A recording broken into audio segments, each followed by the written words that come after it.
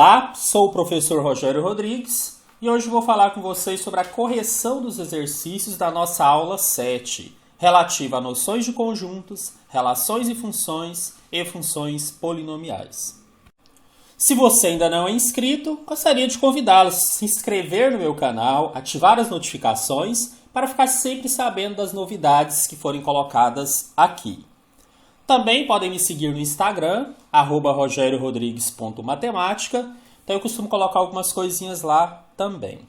Além disso, convidá-los a conhecer o meu curso de Matemática Financeira para o concurso do Banco do Brasil. Ele está na plataforma Hotmart. Vocês têm mais detalhes e o link para a plataforma aqui na descrição desse vídeo. Se tiver alguma dúvida, estou pensando em adquirir, mas querem tirar dúvidas, saber exatamente o que tem ali, podem entrar em contato comigo. Podem mandar mensagem lá no Instagram ou podem mandar para o e-mail rogeriorodrigues.matemática@gmail.com.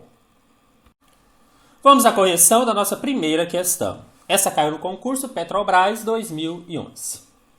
Se P, M e N são conjuntos e X é tal que X não pertence a P, união com M, união com N. Então, ante exercício sobre teoria de conjuntos, queria chamar a atenção que esse N não é o conjunto dos números naturais.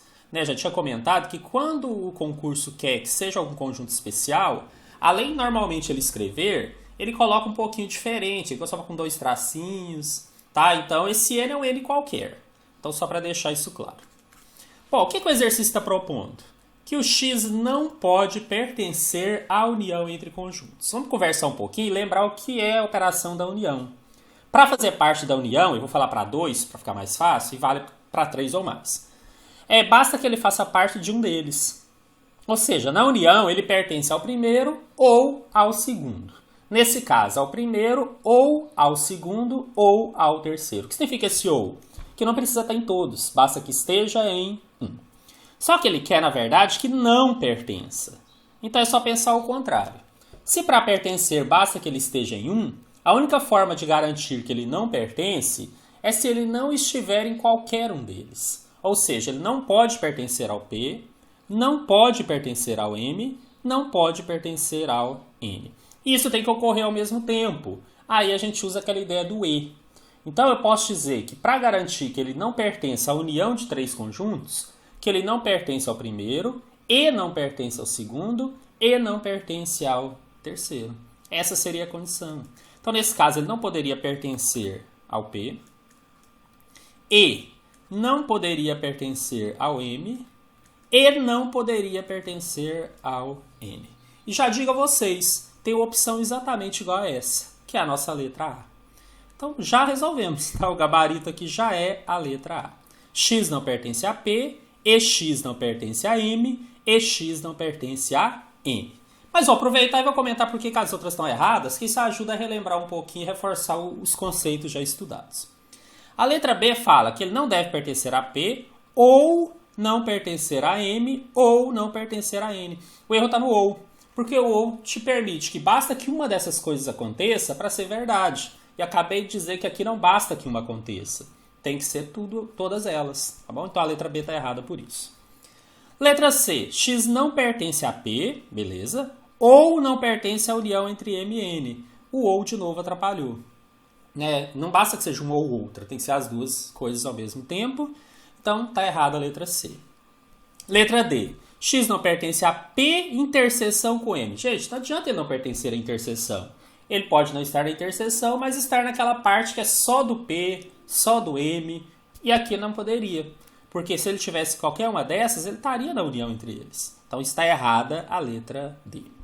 E finalmente a letra E fala, X não pertence à união entre P e M, ou, e aqui o ou atrapalhou de novo, não pertence a N. Também não serviria porque tem que acontecer as duas coisas, não apenas uma delas. Então a letra A é o gabarito da nossa questão número 1. Questão número 2, também do concurso Petrobras 2011. Ao serem divididos por 5, dois números inteiros x e y deixam restos iguais a 3 e 4, respectivamente. Qual o resto da divisão de x vezes y por 5? Bom, alguns poderiam questionar se isso aqui está dentro da matéria, conjuntos ou funções. A gente está dentro de conjuntos, né? Então a gente trabalha muito essa questão de divisor, de deixar resto. E aí eu aproveitei aqui e encaixei, porque a gente está falando um pouquinho sobre esses conjuntos. Bom, eu vou ensinar aqui uma técnica para explicar o porquê do número que eu encontrei. Depois eu vou explicar uma técnica um pouco mais direta, mas aí vocês vão entender. O que acontece? Quando ele fala que o primeiro número x, quando é dividido por 5, deixa resto igual a 3, o que eu vou entender? Bom, deixa eu explicar. Suponha que ele falasse que ao ser dividido por 5 não deixasse resto. Então eu poderia deduzir que o x é um valor n vezes 5. Por que isso, gente? Porque aí significa que qualquer número que eu jogasse aqui no n, valor inteiro positivo, sempre seria divisível por 5. Por exemplo, se eu jogasse o 1 vezes 5, 5 é divisível por 5 e não deixa resto. Se eu jogasse o 2 vezes 5 é 10, divisível por 5 não deixa resto. Se eu jogasse o 3 vezes 5, 15, daria... se eu dividisse por 5, daria exato, daria 3, então também não deixa resto. Então não deixaria resto. Agora, se ele deixa, é só se acrescentar aqui na frente. No caso, x deixa resto igual a 3, porque falou que é respectivamente, então é nessa ordem.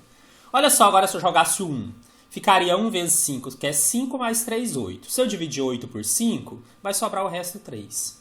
Se o n fosse 2 vezes 5, 10, 10 mais 3, 13. Se eu dividir 13 por 5, sobra o resto 3. Então é assim que eu vou pensar. Aí o y é a mesma coisa, só que ao invés de pôr m, eu vou colocar m. Porque não necessariamente eu tenho que jogar o mesmo, tá? De novo, ele também, se dividido por 5, deixa resto. Só que ele deixa resto 4. E o exercício propôs o que acontece se eu multiplicasse o x com o y. Então eu vou mostrar. Ficaria assim, ó. Pego o x entre parênteses. N vezes 5 é o mesmo que 5n, tá? Mas eu já pus assim, eu vou deixar. Quando eu multiplicar, eu vou mudar essa ordem só para colocar o número antes. Então eu vou multiplicar o x, que é n vezes 5 mais 3, com o y, que é m vezes 5 mais 4. Aí eu teria que fazer distributivas, tá? Primeiro seria n vezes 5 vezes m vezes 5. 5 vezes 5 dá 25. N vezes m, que não dá para juntar, tá? Deixa assim. Depois, n vezes 5 vezes 4. Quanto que daria? Daria 4 vezes 5, 20 vezes n, 20n. Beleza, agora os outros. 3 vezes m vezes 5 vai dar 3 vezes 5, 15, m. E finalmente 3 vezes 4, que é 12. Bom, agora eu vou tirar uma conclusão que é fácil. Concorda que esse primeiro número sempre vai ser divisível por 5 e não vai deixar resto? Sim, porque o 25 é divisível por 5. E se uma parte da multiplicação já é suficiente para eu dizer que é possível não ter resto.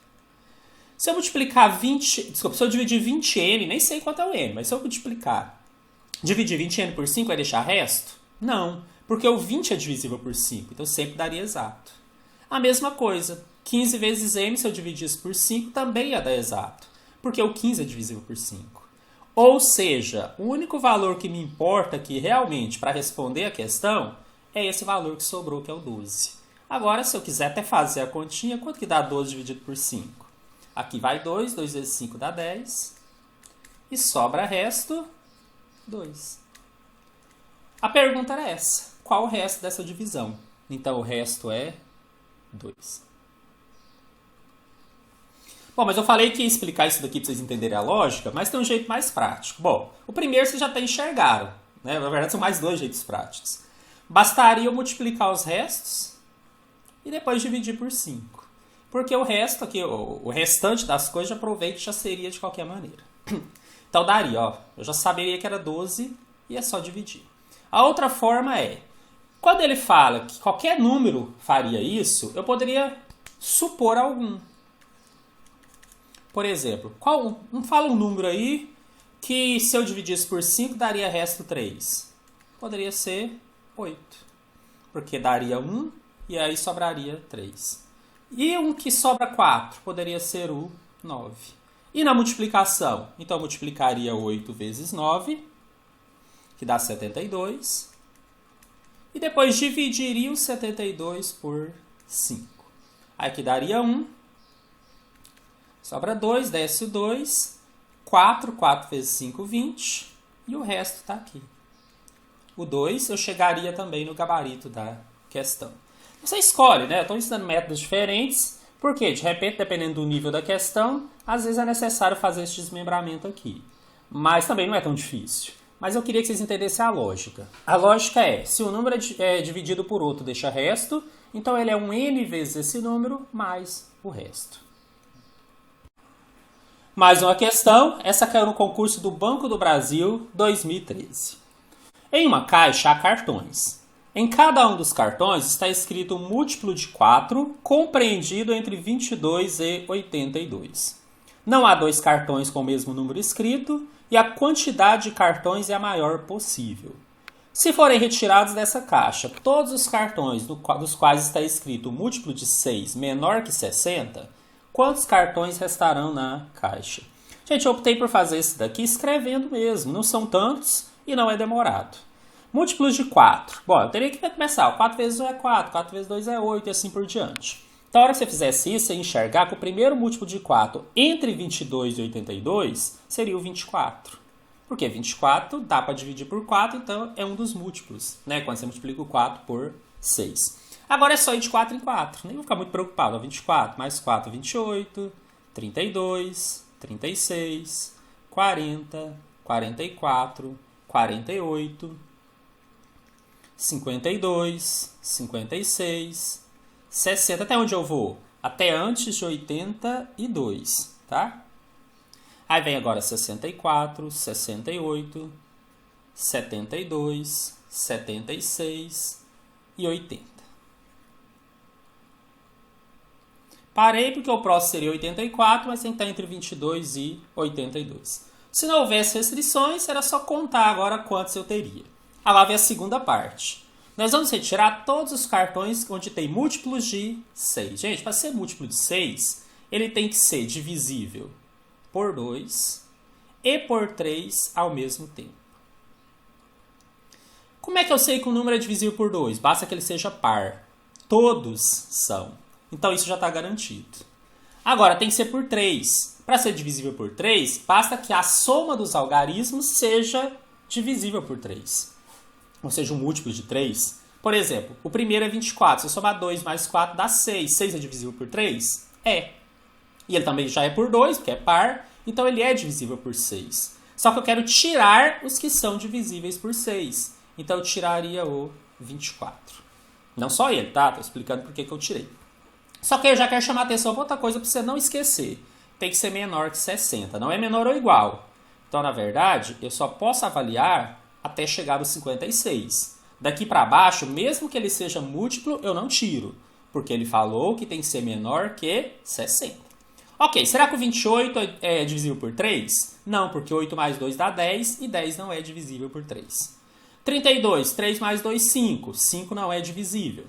36, 3 mais 6, 9. 9 é divisível. Então eu vou tirar porque ele já era por 2, então eu posso dizer que ele é divisível por 6.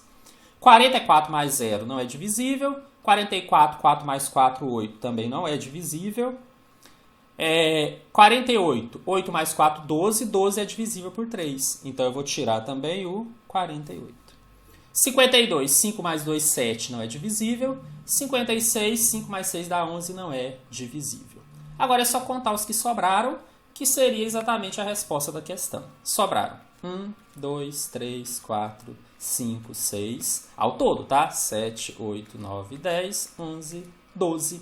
Sobraram 12 cartões nessa caixa. Gabarito, letra I. Questão 4, concurso Petrobras 2012. Seja x o número natural que dividido por 6 deixa resto 2. Então, x mais 1 é necessariamente múltiplo de. Bom, como eu expliquei já na questão anterior, vai ficar mais fácil. O que eu posso garantir do x, então? Se ele é dividido por 6 deixa resto 2, então ele é um n vezes 6 mais 2. Como eu resolvi, eu expliquei lá na nossa segunda questão. Só que eu não quero o x, eu quero o x mais 1. Então, o x mais 1 seria eu pegar isso aqui e somar mais 1. Então, ficou n vezes 6 mais 2 mais 1. É esse daqui que eu quero analisar. N vezes 6 dá 6n, mais 2 mais 1 dá mais 3. Mas e agora? Como tem uma soma, é um pouco mais difícil eu dizer múltiplo de que ele seria. Eu tenho que transformar isso aqui numa multiplicação. E a gente faz isso por fatoração. Né? Eu vou procurar o que é comum ao 6 e ao 3. O maior valor comum. Eu vou fatorar cada um deles. Então, se eu pegar o 6 e fatorar, é como se fosse achar o máximo divisor comum, tá, gente? Ele é por 2, que dá 3. Depois é por 3 e dá 1. Então, já sabíamos, o 6 é 2 vezes 3. E o 3, ele já é o número primo, ele só divide ele mesmo. Né? Então, já vai dar 3. O que é comum aos dois? O máximo divisor é 3. Então, eu consigo colocar o 3 em evidência. E aí, sim, dividir cada fator por ele. Se eu divido 6n por 3, dá 2n. Mas, se eu divido 3 por 3, dá 1. E por que eu fiz isso? Porque a única coisa que eu posso garantir é que esse número é múltiplo do que está aqui fora. Ou seja, ele, independente do n que eu jogasse, ele sempre seria múltiplo de 3. E é isso que o exercício queria. Nosso gabarito encontra-se na letra B. Então, o segredo, quando você pegar termos somando e quiser saber por quanto ele pode ser dividido, ou seja, múltiplo de quanto ele é, tente fatorar e encontrar termo comum. Que aí você vai chegar na resposta. Questão número 5 do PROMIMP 2010.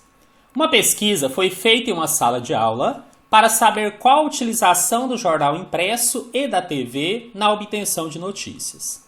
Na figura abaixo, o retângulo representa a sala. O círculo da esquerda representa as pessoas dessa sala que se informam através do jornal impresso. O círculo da direita representa as pessoas dessa sala que se informam através da TV. E aí nós temos aqui o desenho. Percebemos que há elementos comuns entre as duas coisas.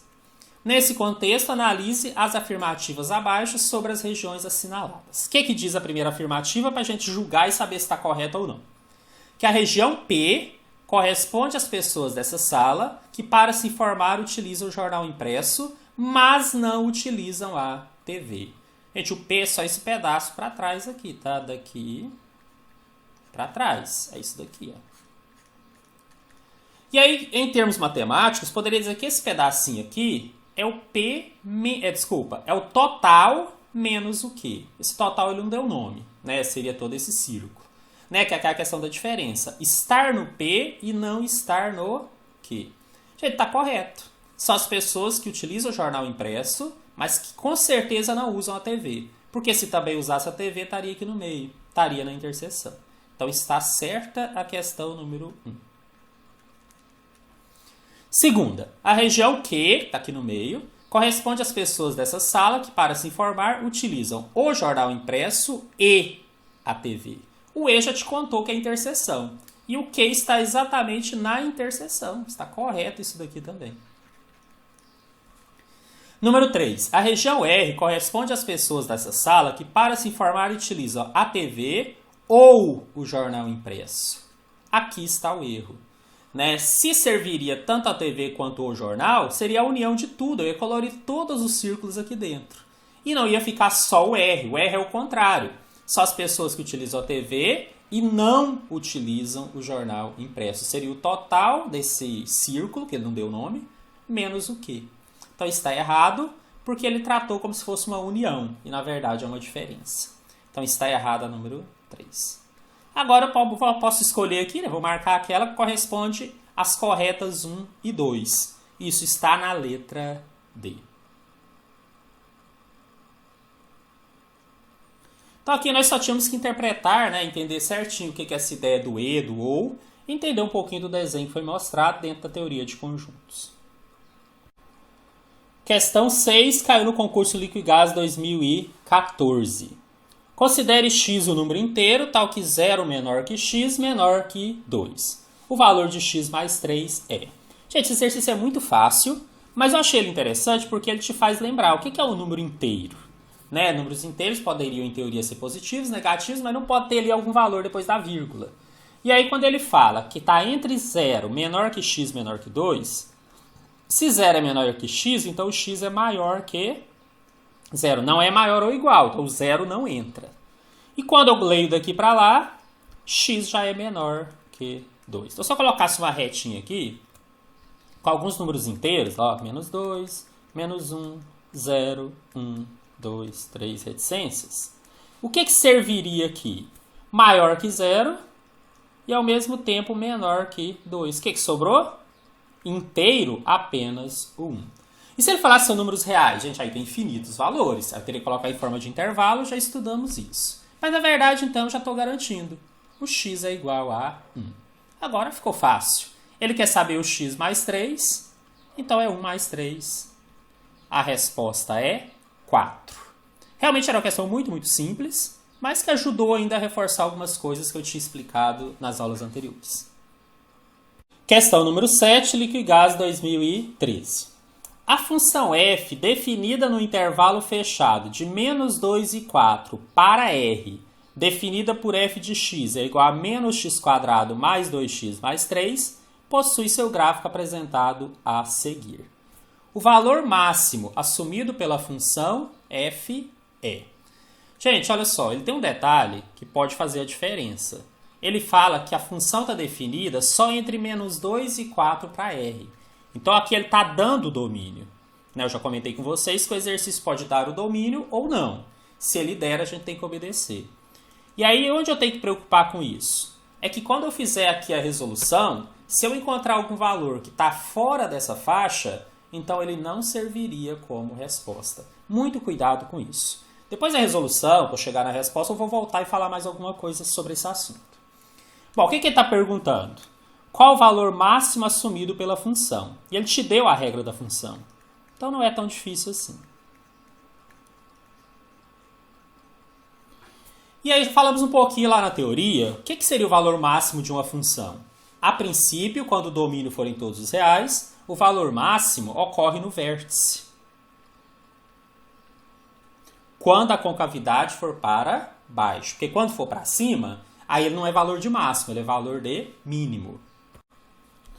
Então, a princípio, se eu calcular aqui qual o valor do vértice, eu consigo descobrir o valor máximo assumido pela função. E ele não quer o valor máximo do x, ou que faz do x que faz ela ser máxima, ele quer do y. Então, ele quer, na verdade, o y do vértice. Aí eu tinha que decorar. Qual a forma do y do vértice? Menos delta sobre 4a. Vamos resolver, então. O nosso a vale menos 1, nosso b vale 2 e o nosso c vale 3. Então, o delta seria b ao quadrado menos 4 vezes a vezes c.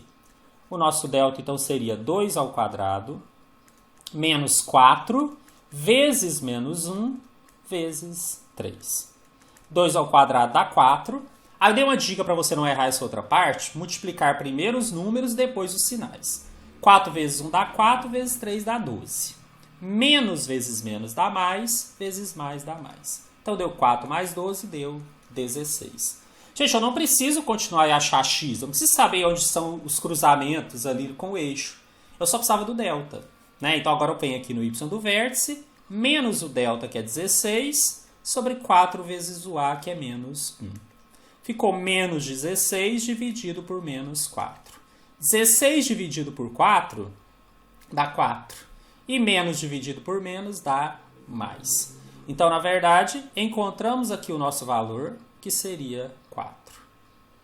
Professor, essa já é a resposta? Agora eu quero que vocês tenham cuidado. Por quê? Lembra que o domínio está limitado? Eu preciso ver se o 4 está dentro do domínio. Porque se ele não tiver, ele não pode ser a resposta. Aí eu tenho que pensar, então, qual o maior valor do domínio que se aproxima disso. Ok? Agora, para nossa sorte, o colchete está para dentro. Então, o 4 pertence ao domínio. Se estivesse para fora, não pertenceria. Ó, como o negócio tem que ter muito cuidado. O 4 pertence? Sim. Então, ele pode ser o ponto de máximo. Então, nesse caso, a resposta é a letra C.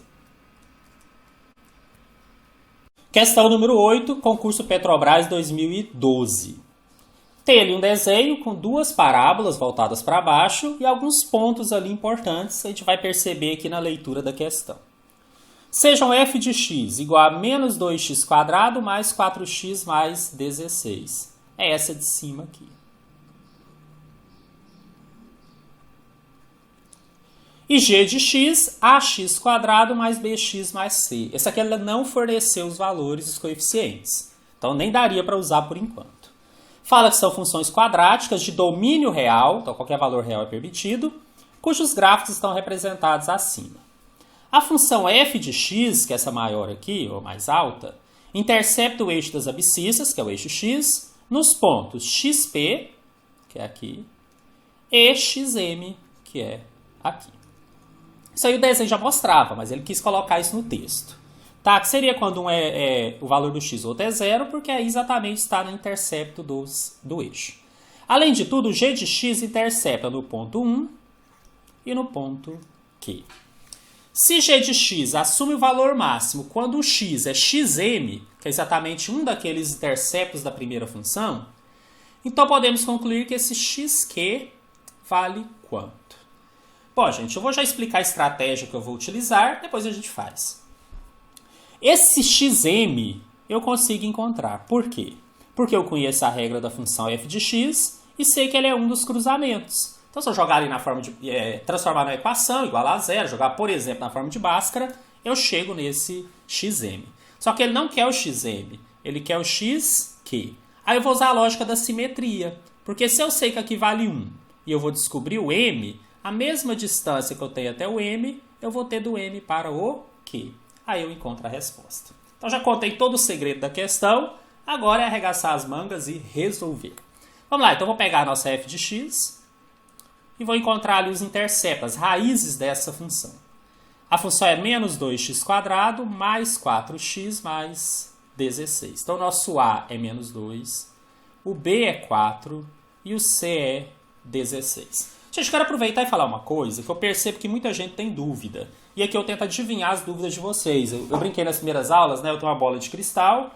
Então eu estou aqui preparando a aula e estou aqui adivinhando o que vocês estão pensando em perguntar, ou dúvidas que vocês têm. Tem hora que eu descubro que você tem uma dúvida que você nem sabia que tinha. Já vi muitas pessoas, para resolver isso daqui, para ficar mais fácil, por exemplo, dividir por 2. Ó, menos 2x² mais 4x mais 16. Já vi pessoas fazer assim, ó. Ah, eu vou inverter todos os sinais porque agora eu estou transformando numa equação. Aí se eu inverter todos os sinais, ficaria 2x² menos 4x menos 16, porque eu não gosto de trabalhar com a negativo, é mais difícil e tal. E provavelmente dividiria isso aqui por 2, porque ficaria x² menos 2x menos 8. Será que você já fez isso? Já pensou em fazer isso? Tá, quero falar então que para encontrar as raízes, isso daqui é permitido. Ou seja, as raízes que eu vou encontrar fazendo com menos 2x² mais 4x mais 16 são as mesmas que eu encontraria se eu jogasse x² menos 2x menos 8. E de fato, trabalhar com essa última aqui é mais fácil porque você trabalha com a igual a 1, que é mais tranquilo, números menores e tudo mais. O problema é que a maioria das pessoas que faz isso não para aqui. Se o exercício não for só encontrar raízes, se for depois calcular intercepto, calcular vértice, conferir gráfico, isso daqui não serve. Depois que você achar essas raízes, obrigatoriamente você teria que voltar para essa daqui. Elas são funções totalmente diferentes. Essa função não é igual a essa. A única coisa que elas têm em comum são as raízes. Por isso essa estratégia pode ser usada só para achar as raízes. Então aqui eu poderia usar. Só que isso causa tanta confusão que eu evito. Eu sei que eu vou trabalhar com números um pouquinho maiores. Se eles fossem muito, muito grandes, eu até faria. Mas não são tão grandes assim. Tá? Então eu optei por não mexer exatamente por quê? Porque grande parte das pessoas que faz isso, depois acaba usando a última função da continuidade de uma questão. E aí provavelmente não vai dar certo. Beleza? Então esclareci uma dúvida, como eu brinquei, né? Alguns talvez tivessem, alguns nem sabiam que tinham. Mas muita gente me pergunta isso. Bom, e aí? Eu preferi não mexer, então eu vou deixar igual tá. Delta é b² menos 4 vezes a vezes c. Então vai ficar 4 ao quadrado menos 4 vezes menos 2 vezes 16. 4 ao quadrado dá 16. Aqui eu vou multiplicar primeiro os números, depois o sinal. 4 vezes 2 dá 8 e 8 vezes 16 dá 128. Tá vendo? É isso aqui que a pessoa às vezes evita se ela faz aquela estratégia. Mas eu não quis fazer. Menos vezes menos dá mais, vezes mais dá mais. Então 16 mais 128 deu 144. O x é menos b, mais ou menos raiz de delta sobre 2A. Vai ficar menos 4 mais ou menos raiz de 144. E por isso também algumas pessoas têm dúvida. Se eu não souber tirar a raiz disso, fatora, vai dividindo, você vai chegar na resposta. Tá, a raiz de 144 é 12. Dividido por 2 vezes menos 2. Então aqui, por enquanto, eu cheguei. Menos 4. Peraí, deixa eu pôr o x primeiro aqui. Mais ou menos 12 sobre menos 4. Aí eu separo, tá? Meu espaço está meio pequeno, então eu vou fazer aqui só falando e vou pôr a resposta. Menos 4 mais 12.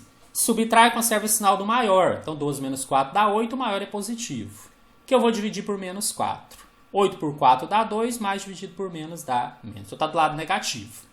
E a outra vai dar menos 4 menos 12, soma e conserva o sinal, dá menos 16, dividido por menos 4. 16 por 4 dá 4, menos dividido por menos dá mais. Então não é difícil perceber, né, gente? Que o P é o menos 2, porque está do lado negativo, e que o XM, o XP é menos 2, e que o XM é o 4. Era o que eu precisava. Agora eu consigo responder o que o exercício está pedindo.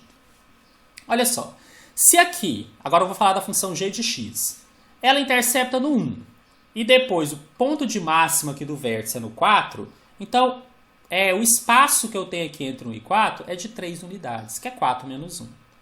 Então, entre o m e o q, eu também tenho que ter 3 unidades. Então, se eu somar o 4 com o 3, eu descubro que o xq é 7. Por simetria, tá? Por quê? Porque o 4 tem que estar no meio. O único jeito dele estar no meio é entre o 1 e o 7, para dar exatamente 4. Então, a resposta está aqui. Ele é 7 e o gabarito é a letra B. Questão número 9, essa do concurso Petrobras 2010. O valor máximo da função de variável real f de x igual a 4 vezes a parênteses 1 mais x. Se os parênteses estão juntos é vezes, tá? Vezes a parênteses 6 menos x é. Bom, como é que eu pensei a resolução dessa questão? Eu fiz as distributivas e cheguei ali numa função do segundo grau. A função do segundo grau tem como valor máximo o seu x do vértice, né? No x do vértice, esse valor lá em cima projetado. Claro que para ser valor máximo ela tem que ter concavidade para baixo. Então eu estou supondo, nem cheguei na fórmula ainda, que ela vai ter concavidade para baixo. Como nada foi dito sobre domínio, eu posso usar qualquer número real, então tudo isso que eu falei realmente vai funcionar. Então vamos resolver. Ó, eu tenho 4 vezes 1 mais x vezes 6 menos x. Eu gosto de fazer por partes, tá? Primeiro eu fiz a distributiva só do 4. 4 vezes 1 dá 4, mais 4 vezes x, que dá 4x, continua dentro do parênteses. Isso vai multiplicar a outra, que é 6 menos x. Agora eu posso fazer distributivas. 4 vezes 6 dá 24. E 4 vezes menos x dá menos 4x. Por outro lado, 4x vezes 6 vai dar 24x. E 4x vezes menos x dá menos 4x quadrado. Essa daqui é a minha função f de x. Mas dá para melhorar um pouquinho, né? Então ficaria assim, menos 4x quadrado. Quando tem mesma variável com o mesmo expoente, eu posso juntar. Então, menos 4x com mais 24x, eu faço o cálculo com os coeficientes. Menos 4 mais 24 dá mais 20, vezes x. E ainda sobrou aqui o mais 24. Isso aqui é a mesma função que foi proposta ali em cima, só que ela estava desmembrada, fatorada. Aqui a gente conseguiu transformar numa equação, ou numa função daquela forma mais comum que a gente usa na função do segundo grau. Bom, aqui agora eu vou ter que encontrar o delta, né, para saber qual o valor máximo da função. Agora eu já vi que a concavidade é para baixo, que é o a é menos 4, então vai dar certo. Tá vendo, gente? Aqui é o cuidado. Se você agora dividisse tudo por 4, multiplicasse por menos 1 para achar as raízes, até daria certo. Mas eu nem vou achar as raízes, eu só quero o x do vértice. Então, se eu faço isso, divido e acho o delta e jogo para achar o vértice, está errado. Porque eu estou trocando de função. O vértice não é no mesmo valor. Né? O x do vértice até é, mas o y não. Então, por isso que eu chamei a atenção para aquele detalhe quando eu corrigi a questão anterior. Então, eu prefiro não mexer. Então, o a é menos 4 o b é 20 e o c é igual a 24. O que vai ser o delta? b² menos 4 vezes a vezes c. Que vai ficar, então, 20 ao quadrado menos 4 vezes menos 4 vezes 24. 20 ao quadrado é 20 vezes 20, dá 400. Se eu multiplicar o número 4 vezes 4 dá 16, e 16 vezes 24 dá 384. É só fazer a continha mesmo, armar e fazer. Sinais, menos vezes menos dá mais, vezes mais dá mais. Então, meu delta ficou 400 mais 384, que dá 784. Repito, eu não vou continuar a achar o x aqui, eu não preciso. Eu só quero o valor máximo da função. O valor máximo da função ocorre no y do vértice, já estudamos isso na teoria. Também já estudamos que o y do vértice pode ser encontrado por uma fórmula, menos delta sobre 4a. Lembra aquele caderninho de anotações que eu falei que vocês deveriam ter? Que algumas matérias eu falo, anota isso daqui. Se você ainda não decorou a fórmula de Bhaskara, não decorou ainda esse x do vértice e y do vértice, põe no caderninho. Quando estiver perto do concurso, você vai lá, tira um dia e decora. Vai ser útil para vocês. Então, seria menos 784 dividido por 4 vezes o a, onde o a é menos 4. Ficou, então, menos 784. Aqui embaixo, 4 vezes 4 dá 16 e mais vezes menos dá menos. Bom, menos dividido por menos dá mais. E 784 dividido por 16 dá 49. Esse é o valor máximo da função. Essa resposta está na letra D, que é, então, seu gabarito. Com isso, fechamos a correção dessa lista, da nossa aula 7. Aguardo vocês na nossa próxima aula, nossa aula 8, que vai tratar sobre funções exponenciais e logarítmicas. Um grande abraço.